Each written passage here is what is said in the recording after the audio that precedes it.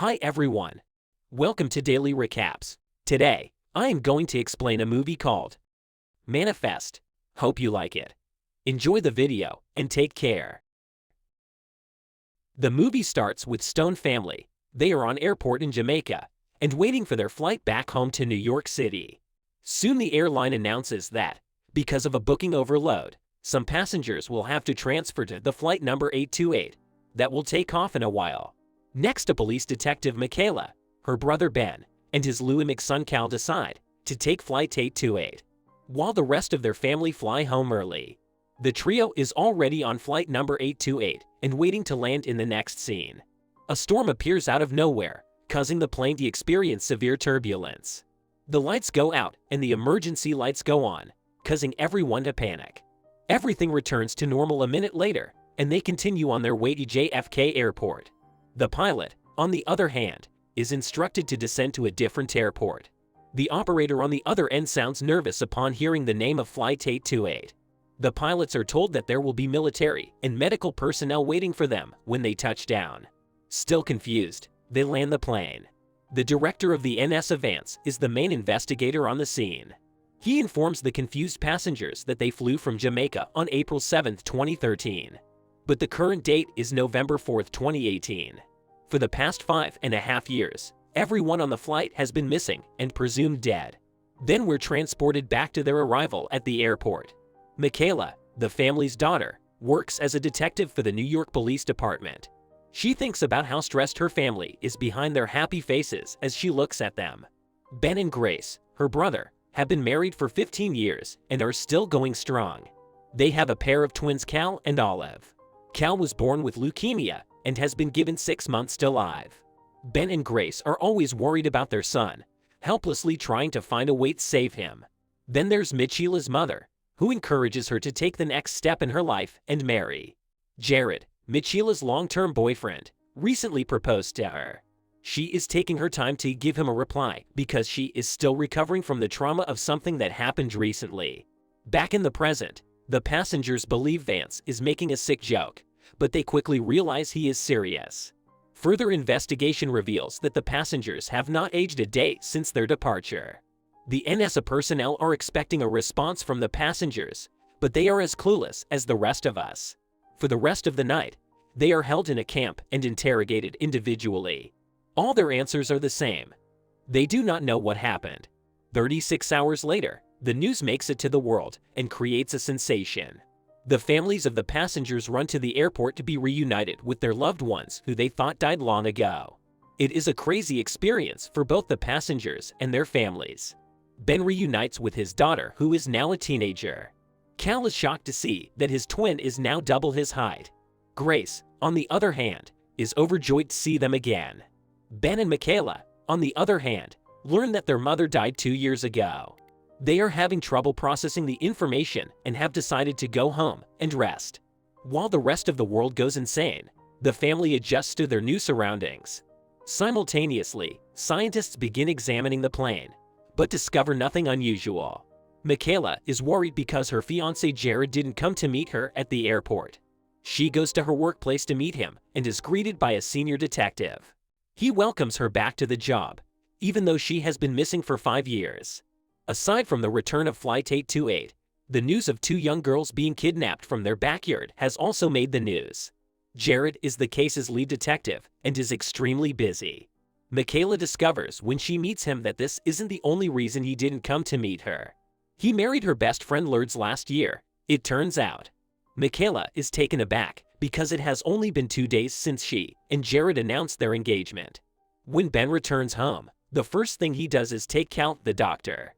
Over the years, researchers have discovered a treatment for his leukemia that allows him to live for longer than 6 months. The couple can almost not believe the news. Meanwhile, Michaela is returning home on a bus when she hears a voice asking the driver to slow down. The voice is so strong that she yells at the driver and saves a kid's life, right before the bus is about to hit him. Then, we are introduced to a medical researcher named Savi. She was also on Flight 828 and is returning to her workplace after 5 years. The research she submitted right before her disappearance has been in practice for the past 2 years and has cured cancer. Her coworkers throw her a surprise party welcoming her back. Next morning, Michaela goes on a run and comes across two dogs, barking at her from inside a gate. She hears the calling in her head for the second time. The voice begs her to let them go this time. She pauses for a moment to consider it before continuing her jogging. Hours pass, the sky darkens, but the voice remains. Michaela returns to the dogs at midnight, and Ben joins her a short time later. He, too, had heard the same calling as she had. They break down the door and let the dogs out, but they decide not to tell anyone about the strange calls. The entire world's eyes are upon them, so if they say something strange, people might want to perform experiments on them. The following day, the police find security footage of the incident. Jared keeps it on a low to keep Michaela out of trouble. He asks her why she let the dogs free, but even she doesn't have an answer to that. They find the dogs and go to the owner to apologize. In the meantime, Ben tries to mend his relationship with Olive, going to her football games and catching up with her life. They decide to take it slow because, after Cal and Ben's disappearance, Olive had to go to therapy for many years. As soon as Michaela approaches the dogs, she hears the voice asking her to release them once more. Jared speaks with the dog's owner, explaining the situation, but Michaela is unable to concentrate due to the voice. She breaks open the door to the room on the spur of the moment. The two girls who were kidnapped a few days ago are inside. The voice had urged her to free the girls rather than the dogs. Jared is taken aback, but he doesn't have time to think about it, because he needs to apprehend the kidnapper. Michaela appears to be ready to resume her duties, as she was able to solve the case shortly after her return. They allow her to come to work, but put her on desk duty for a few days. Somewhere else, Ben and the family are playing a board game together. Grace gets a text from her boyfriend saying that he misses her. She was in a relationship with a man before Ben's return, but doesn't have the guts to tell him yet. At the same time, some passengers on the flight experience a mild headache, and their hearts tell them to rush to the airport.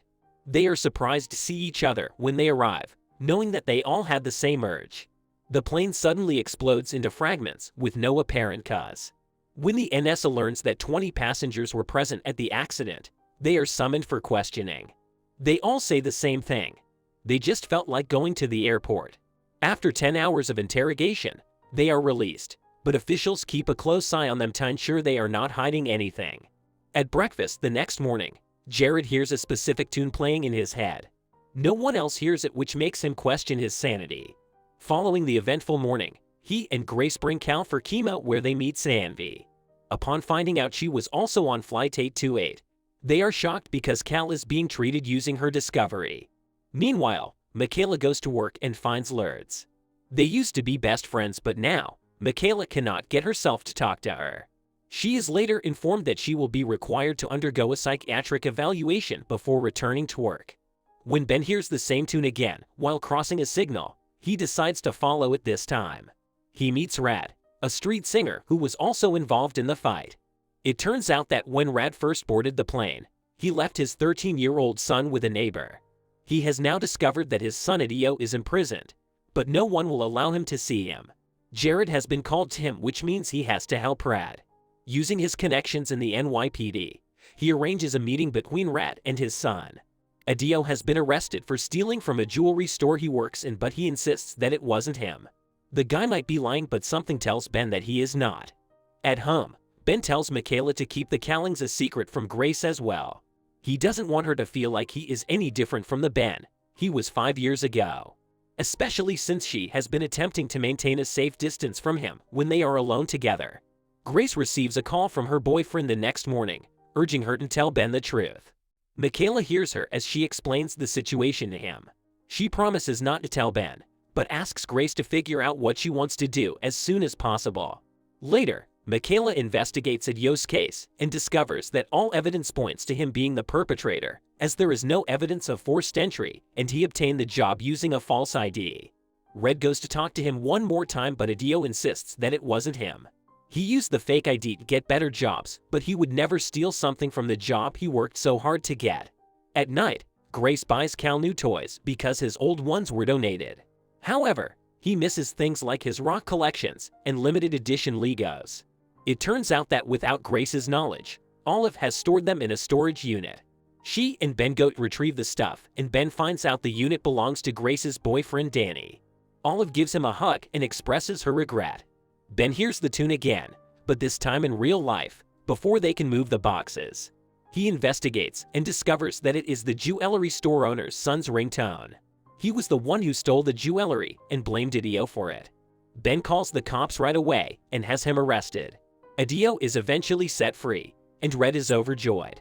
Michaela goes through her Facebook page and discovers a number of messages from Lourdes that she has received over the years. It brings back memories of their friendship.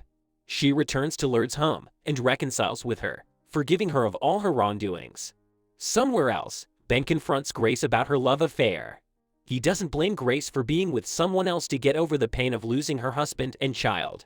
Grace is grateful to have such an understanding man as her husband.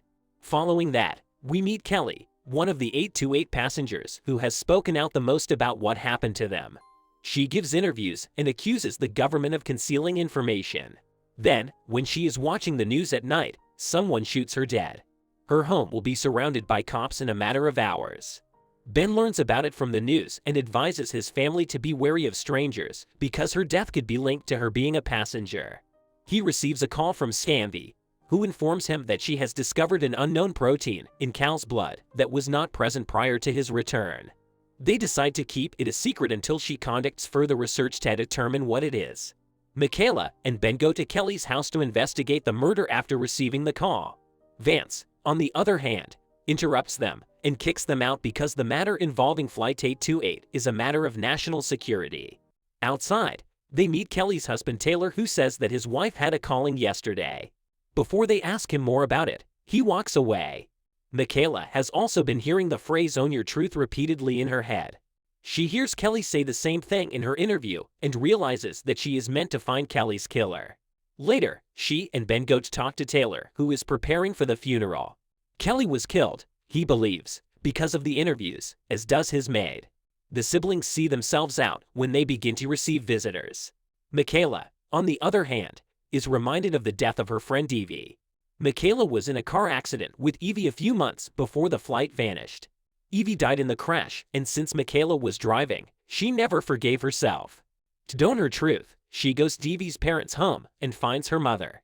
The last time Michaela was here, she was kicked out because the couple didn't want to see her. Beverly, on the other hand, invites her in this time. Michaela is soon diagnosed with dementia, but she believes her daughter is still alive.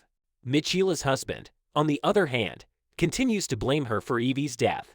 After the encounter, Michaela goes to work and meets Jared. He did some research on Kelly and discovered that she and her husband are the owners of a downtown mall. Michaela remembers that the maid mentioned a mall while talking about Kelly yesterday. That place might hold the answers they are looking for. That's all from the movie. Thanks for watching. If you really want more interesting videos like this, then like and subscribe to Daily Recaps. See you again. Take care.